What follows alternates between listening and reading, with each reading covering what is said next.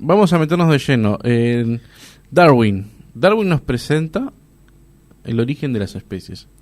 Un libro bastante controversial que intenta explicar el origen o la evolución de distintas especies. ¿Qué es lo que intenta Darwin hacer? Si podemos dar una definición a esto. Bueno, Darwin, como vos dijiste muy bien, él intenta demostrar con una gran idea cómo surgieron todas las especies, ¿no? Él ya está influenciado por el naturalismo y él intenta explicar cuál fue el origen de la raza humana. Contándonos como una especie más dentro del mundo animal. Claro, eso es una de las cosas que está muy mal en el evolucionismo, y es que le quita al hombre la dignidad. Por eso hoy en día vemos gente que, no sé, valora más las ballenas que a los humanos, claro, o valora más a los animales que a los humanos. No está bien maltratar a un animal. Obviamente la Biblia dice que el hombre justo cuida a su bestia. Sin embargo, el ser humano tiene una dignidad diferente porque fue creado a la imagen y semejanza de Dios. El darwinismo o la teoría de la evolución está constantemente amenazando el creacionismo bíblico. Y la verdad que yo veo que muchos pastores, líderes cristianos, han tomado la postura darwinista y hacen una mezcla entre creacionismo y evolucionismo que no es para nada bíblico, ¿no? Y tampoco corresponde a la verdad. O sea, no podemos decir que la evolución es algo absoluto.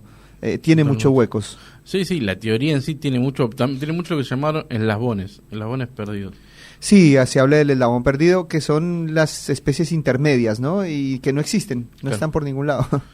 Entonces Darwin, por medio de su libro El origen de las especies, él intenta demostrar cómo determinados animales, o todos los animales, proceden de unos ancestros que tienen en común, ¿no?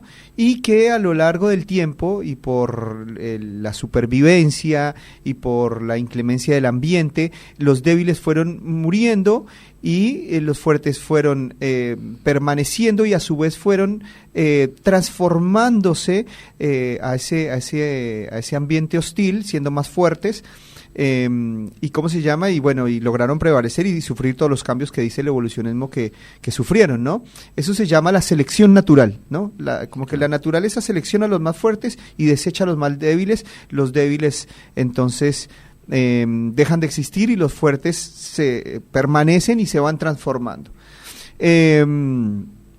Como dije hace un momento, eso es pues una gran idea, porque en realidad en pruebas de fósiles no hay ni una sola especie intermedia. Pongamos que entre un pez y un ave tendría que haber muchísimas especies intermedias para llegar a semejante transformación. No existen.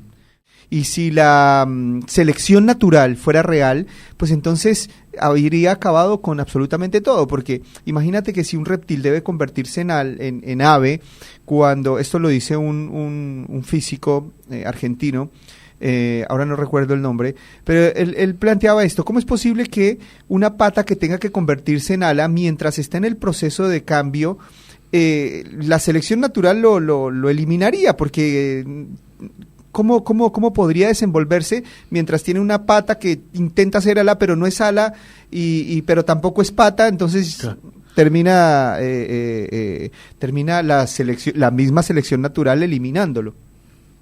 Entonces, todos estos huecos que nos presenta el evolucionismo son argumentos para refutarlo de base. Un gran problema que tiene el evolucionismo también es el origen de la vida, porque él intenta dar el origen de las especies mediante esas transformaciones, pero nunca explica el origen de la vida. Y la vida no se puede crear de la nada. La ciencia no lo ha podido hacer, ni crearlo de la materia, como nos plantea la generación espontánea, que esa fue otra teoría. Y la generación espontánea quedó tan refutada, que hoy en día pues sería ridículo pensar en que la generación espontánea es el origen de la vida. ¿Qué nos dice la generación espontánea? Que la materia, de manera espontánea, tuvo determinadas transformaciones y generó la vida, ¿no? En su momento, allá en siglos atrás, Alguien decía que los troncos que estaban en el río después se transformaban en cocodrilos. O lagartos, reptiles, ¿viste? Otro dijo que la carne muerta generaba moscas, entonces decía que esa generación espontánea de vida surgía de la carne podrida. Otros iban más lejos y decían que si dejaban ropa sucia y con maíz salían ratones de eso, ¿no? Entonces, porque intentaban traer la vida de lo material inerte, claro, de la muerte, de lo que no tenía vida. Pero eso quedó completamente refutado por Louis Pasteur, que tú lo estuviste mencionando en el programa pasado, y Louis Pasteur demostró que toda vida debe provenir de otra vida. Y así sucesivamente hacia atrás, nunca podemos decir que la vida viene de la materia muerta ni que viene de la nada, sino que debe proceder de otra vida, y esa vida fuente debe ser Dios. Todo aquello que comienza a existir debe recibir su existencia de otra existencia, porque lo que no existe no puede darse la existencia a sí mismo. Y esto él argumenta esto, o él plantea esto, justamente para demostrar que de la nada no puede surgir nada. Si hace 1.000 millones de años atrás, o 10.000 millones, o 100.000 millones de años atrás, no hubiese habido nada, hoy habría nada. De la nada y nada. De la nada, nada puede surgir. Entonces es necesario que la existencia venga de algo existente, porque nada se puede dar la existencia a sí mismo. Entonces, ¿quién es esa fuente de donde proceden todas las cosas? Es una fuente personal, es una fuente, es una mente que diseña, que calcula, que computa y que da propósito a su creación, o sea, Dios. Entonces la generación espontánea quedó, vamos a decir, ridiculizada, ¿no? Porque se demostró que en realidad eran huevos de mosca que se ponían en la carne y ahí surgían las moscas. Se demostró ya por el método científico que la generación espontánea era ridícula, y esto lo afirmó Louis Pasteur, que de hecho es un premio Nobel. Y a la vez también la gran frase que decía el programa pasado, ¿no? Poca ciencia te aleja de Dios, sí, mucha ciencia te acerca a Él. Ahora, nosotros hemos visto que la generación espontánea queda refutada, y lo que me llama la atención es que el evolucionismo es generación espontánea. O sea, porque ellos plantean que con una serie de factores, una sopa antigua, allí con proteínas y no sé qué, surgió la vida de manera espontánea. Entonces, es como que se repite el cuento, pero de otra manera y con otros términos, ¿no? Sí. Lo mismo que el transformismo. El transformismo, cuyo padre es Lamarck. Lamarck lo que nos dice es que los animales, intentando adaptarse, Lamarck es antes de Darwin, intentando adaptarse, por ejemplo, una cebra necesitaba estirar su cuello mucho para tomar su alimento, y en este ejercicio se le fue creciendo el cuello hasta que se convirtió en jirafa. Entonces, ese transformismo también quedó refutado, ¿no? Porque no tiene ningún sentido. Sería como decir que si yo alzo pesas, mis hijos van a nacer físico-culturistas. Claro.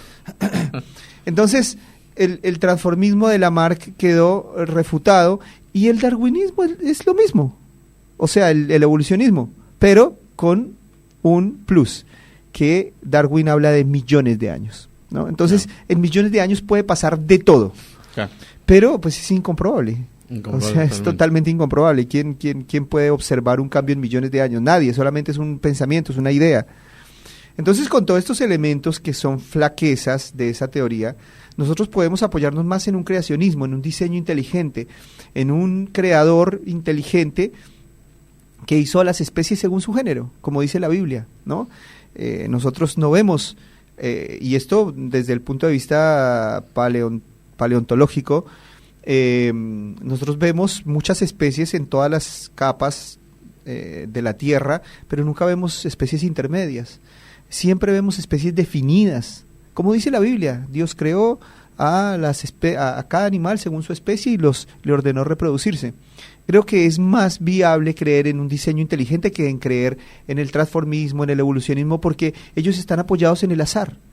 Es el azar, son las fuerzas de la suerte las que crean nuevos animales, son las fuerzas de la suerte las que crean la vida, y en realidad nosotros al ver un ser vivo vemos una estructura con diseño, con un sinnúmero de cosas que no se lo podemos atribuir a la suerte. Tenemos que atribuírselo a un diseño inteligente, tenemos que atribuírselo a un Dios creador, ¿no es cierto? Porque si esto fuera cuestión de la suerte, pues como decíamos en el programa anterior, la suerte no diseña, la suerte no crea, la suerte no calcula, no computa, y esto está completamente explicado por matemáticas, y esto tiene armonía, tiene diseño, somos seres simétricos, que tenemos 2 ojos. Imagínate si el ser humano tendría que haber sido formado por la suerte, podríamos tener un ojo en una oreja y la oreja en la nariz, y un desorden, pero tenemos diseño, tenemos simetría, y el diseño debe tener un diseñador atrás, no la suerte. Entonces, creo que ahí es uno de los puntos más débiles del evolucionismo, y es atribuirle todo a la suerte, al azar. ¿No? Es que la vida es un misterio, o sea, tenemos que pensar muy chato para no ver en el misterio de la vida, ver tanta complejidad y una mente atrás de todo esto, ¿no? Carreira ponía el ejemplo de un pollito. Él decía, un huevo, que es una célula, empieza a multiplicarse y en 30 días, en 3 semanas, ¿no?, se desarrolla un ser vivo con ojos para ver, con un sistema digestivo, con un sistema respiratorio, con un sistema nervioso, complejísimo. En 3 semanas ese pollito se autoconstruye, y decía Carreira, sin dejar escombros. ¿Y por qué fuerzas? ¿Por qué programación? ¿Por qué diseño? Decir que esto es las fuerzas de la suerte, o simplemente fuerzas de la materia impersonales, es absurdo.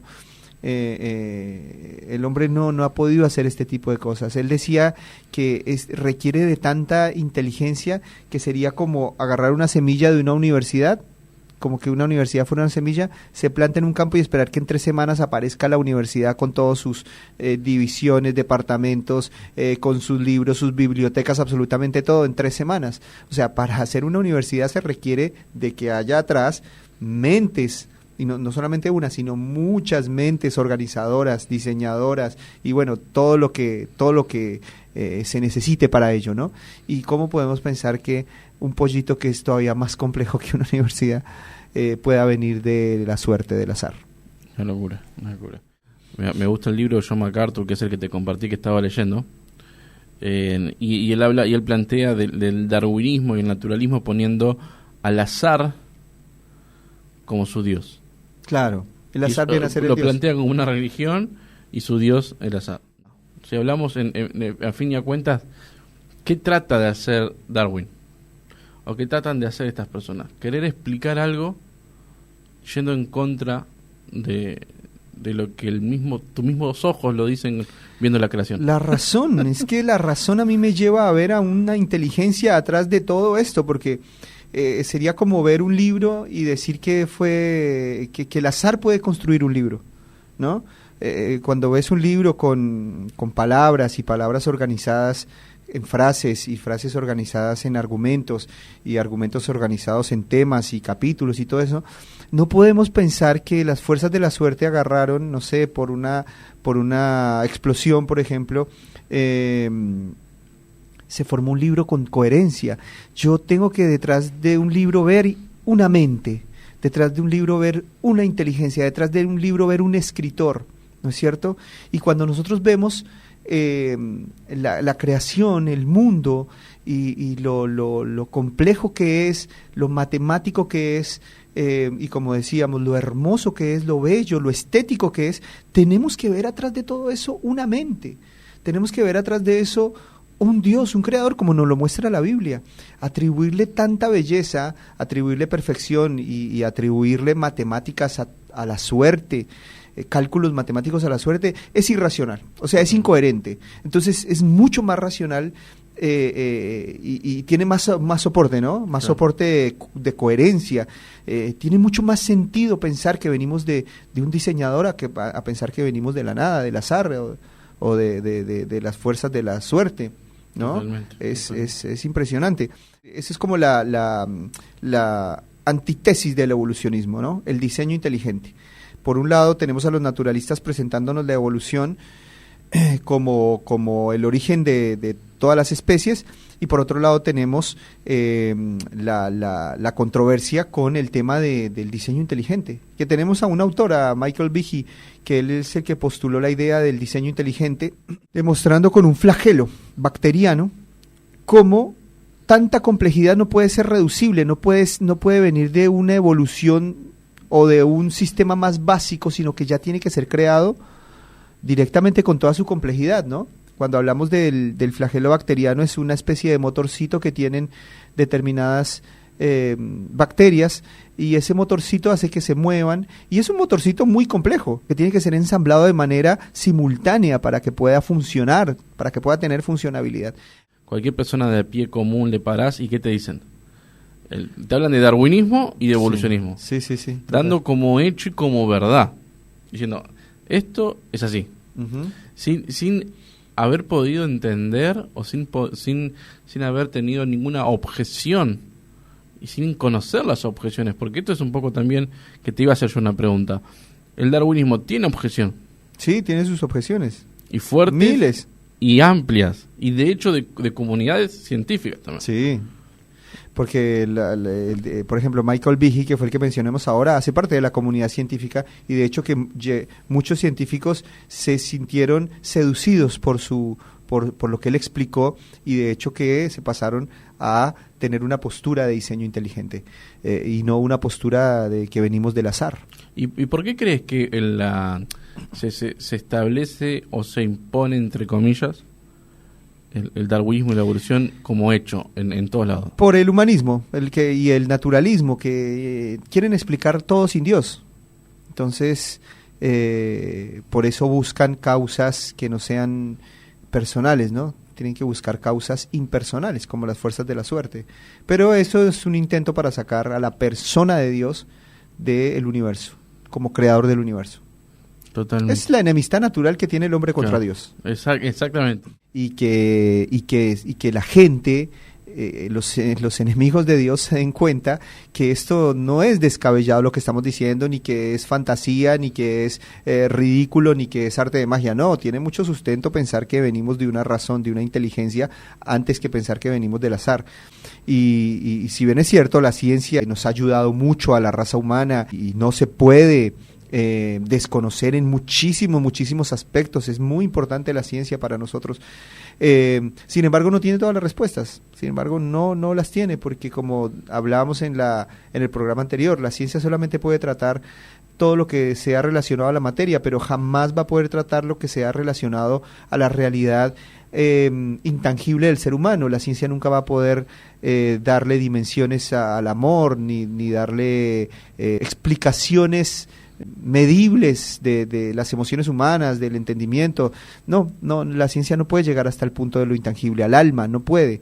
Yo sé que muchos naturalistas y los científicos niegan la existencia del alma y dicen que las emociones pues son impulsos eléctricos solamente, cerebrales, que de hecho lo son, es una realidad, sí lo son, pero la electricidad que hay en un cerebro tiene un misterio, que es el misterio de la vida.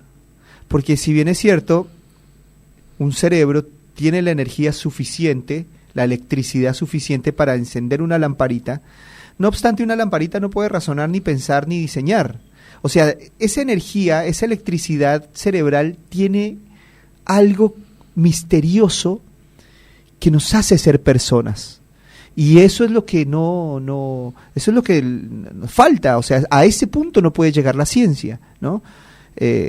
Podemos, sí, como dije, decir, la neurociencia nos indica que las emociones es el resultado de impulsos eléctricos del cerebro y es una realidad, pero esos impulsos eléctricos del cerebro tienen algo más. Claro. Tienen algo más que hace que seamos personas, ¿no? Una lamparita no ama y tiene la misma cantidad de electricidad que un cerebro. Una lamparita no puede tener moral o ética, ¿no? Pero un cerebro sí. Y ahí es donde está ese factor personal, donde vemos nosotros a Dios y que bueno, explicaría el origen de todas las cosas. Carreira lo dice de una manera muy buena, porque él dice, ¿cómo es posible que las fuerzas de la materia juntas creen algo que es intangible como una poesía? O sea, las fuerzas del universo, que son el electromagnetismo, la nuclear débil, fuerte y la gravedad, todas esas cosas generan determinados comportamientos en la materia, pero ninguna de esas fuerzas puede explicar, él dice, una poesía, dice Carreira. O sea, ponga a trabajar todas esas fuerzas juntas y no crean una poesía, no crean una canción. ¿Por qué? Porque para eso se necesita una mente, ¿no? No solamente son factores materiales los que están involucrados en una poesía. Hay un factor espiritual muy, muy importante que no podemos desatender. Entonces, Hawking decía que la gravedad era la que creaba absolutamente todas las cosas, pero Carreira lo refuta y él dice que no, pónganme las fuerzas del universo, pónganlos a crear una poesía, no van a poder. Qué tremendo. Todos estos tipos de materiales son cosas que ayudan al cuerpo de Cristo a poder tener conceptos para poder charlar, para poder defender también, en cierta manera, la apologética de su fe. Nosotros como cristianos no seamos ridiculizados en las escuelas ni en los colegios con la falsa bandera de la ciencia como que tiene todas las respuestas. Y ojo con eso, porque no digo que la ciencia no sea importante, es muy importante y muchos adelantos como raza humana tenemos gracias a la ciencia, pero ver a la ciencia como la reina del conocimiento, pues no.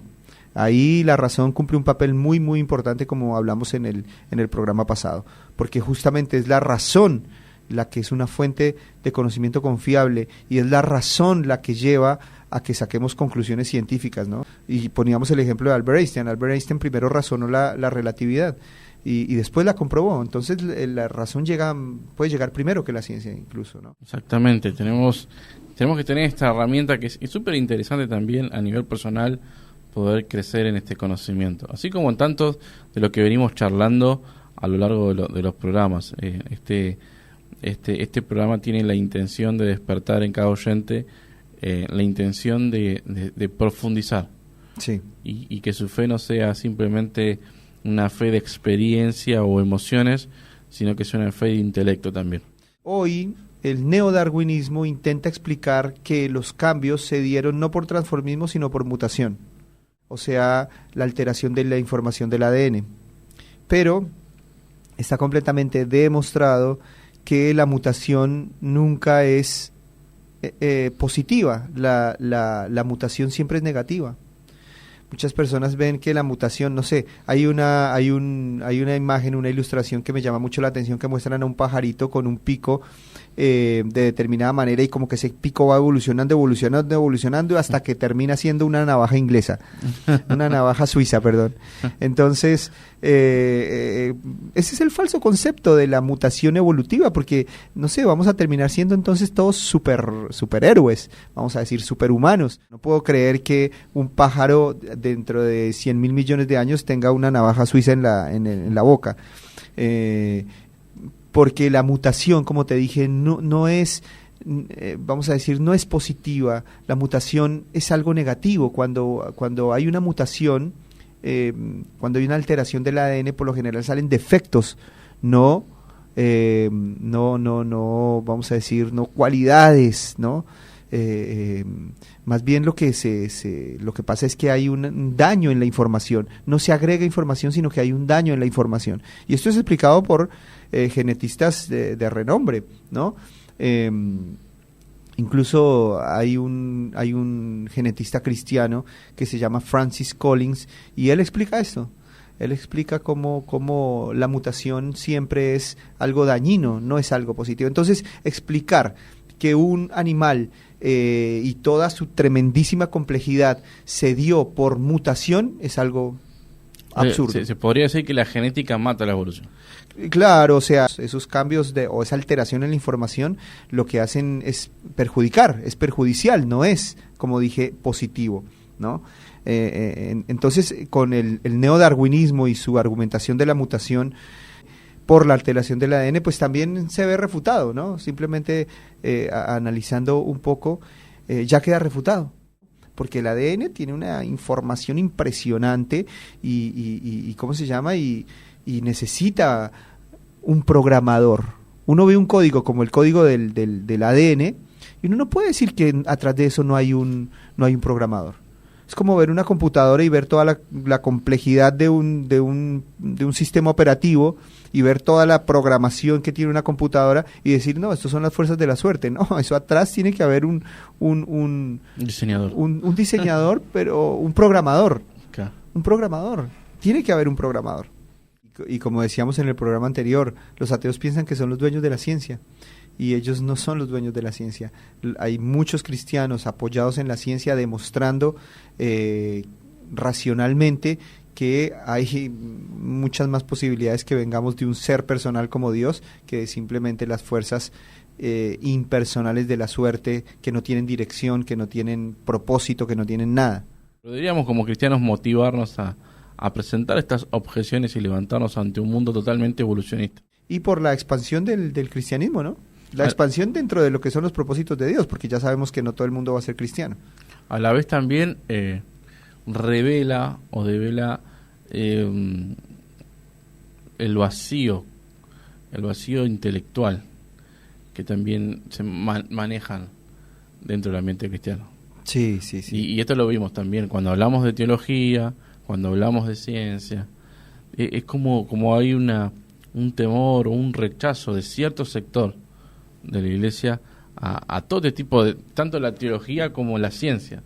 Es como no quiero escuchar ni de teología, no quiero escuchar ni de ciencia, déjame con mis experiencias y mis rituales y mis liturgias, que me abrazo de eso, me agarro de eso y mientras yo sienta o esté bien, ya está. Sí. Y yo creo que eso ha sido uno de los grandes agujeros que han marcado generaciones. Queremos extenderlo a los líderes que están a cargo de jóvenes, de adolescentes, para que ellos puedan transmitirle estas ideas a los adolescentes de las iglesias y también para padres que quieran darle herramientas a sus hijos o que sus hijos vengan con este determinado tipo de preguntas, porque lamentablemente este material no se va a dar en las escuelas, porque vivimos en naciones laicas donde la religión no va a ser enseñada, vamos a decir, más bien están haciendo todo lo posible para sacarla, ¿cómo se llama?, de los pensum, y entonces es algo que no se enseña, no se va a enseñar en escuela ni nada. Entonces esto a nosotros como padres cristianos nos toca transmitírselo a nuestros hijos para que ellos estén firmes en la fe y ellos puedan también responder con coherencia ante toda esta enemistad de la sociedad hacia Dios. Y sacar el argumento falso de ciencias versus Dios. Exacto. Que no hay tal. No hay tal contra, no hay tal pelea. No. La ciencia es Dios. Sí, totalmente. Dios es el Dios de la ciencia. La gente tiene esa cosmovisión, ¿no?, de que la ciencia y Dios son enemigos pero no, es completamente falso. La ciencia es sirvienta de la teología. Bueno, y para terminar, me gustaría terminar con esta pregunta. ¿Cuál es la razón o el porqué de la vida? El propósito de la vida. Bueno, te voy a dar una respuesta teológica. El propósito de la vida es la gloria de Dios. Ese es el gran propósito por el cual creó Dios todas las cosas. Todas las cosas han sido hechas con el propósito de glorificar a su Hijo.